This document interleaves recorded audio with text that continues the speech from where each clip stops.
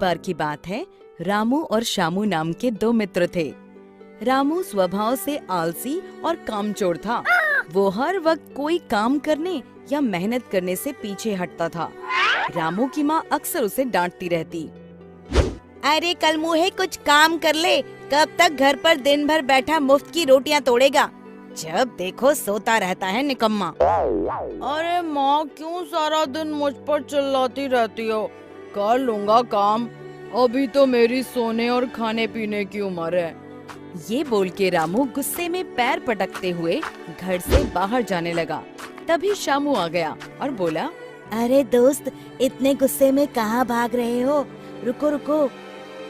अरे शंभू, माँ सारा दिन बोलती रहती है काम कर काम कर, काश ऐसा हो मुझे कोई काम ना करना पड़े, बस आराम से बैठकर खाने को मिलता रहे, फिर तो जिंदगी के मजे ही मजे हैं। ये ख्याली पुलाव बनाना छोड़ो और मुझे किसी काम से दूसरे शहर जाना है, तुम भी साथ चलो, इसी बहाने थोड़ा मन भी बहल जाएगा। चल यार शंभू, इसी बहाने माँ की डांट से कुछ देर के लिए बच जाऊंगा। अब दोनों शहर की ओर रवाना हो गए। चलते चलते शामू ने बोला, दोस्त रामू, थोड़ी देर यहाँ रुककर विश्राम कर लेते हैं, वैसे भी रात हो चुकी है। दोनों वहीं एक पेड़ के नीचे बैठ गए। रामू की नजर पेड़ की टहनी पर कुछ चमकती हुई चीज पर पड़ी। उसने बोला, शामू, ये क्या चमक रहा है, आओ देखें क्या है। अरे दोस्त रहने दो, पता नहीं क्या है, हम यहाँ से चलते हैं।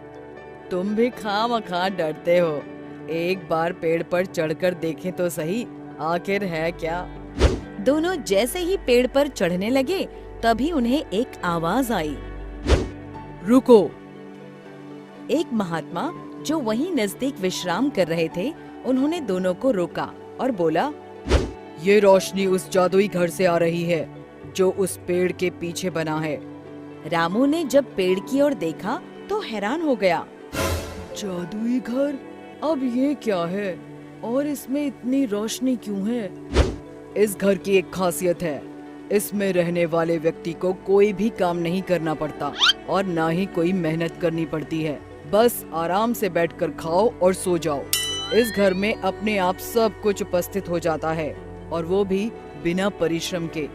रामू की आंखों में एक चमक सी दौड़ गई और वो बोला, सच में महाराज जी, इस घर में रहने वाले व्यक्ति को कोई मेहनत का काम नहीं करना पड़ता।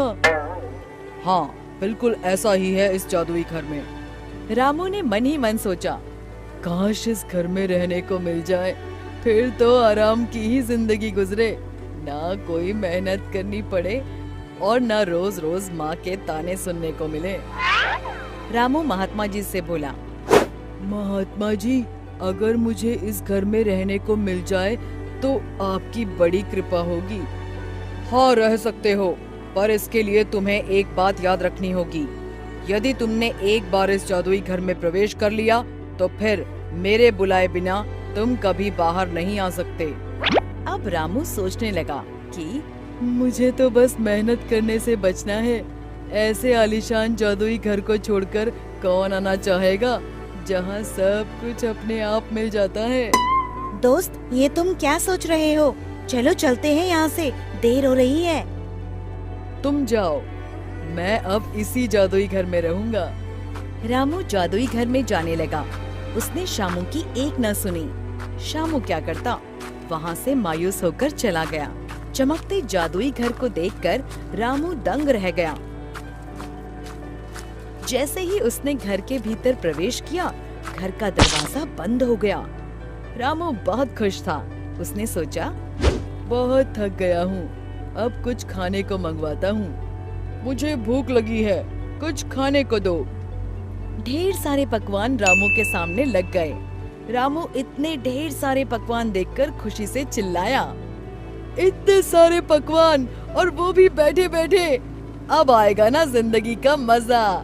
भोजन करने के पश्चात रामू ने सोचा, थोड़ी देर सो जाता हूँ, बहुत नींद आ रही है। रामू सो गया। कुछ देर बाद वो सोकर उठा और फिर कुछ खाने के लिए मंगवाने लगा।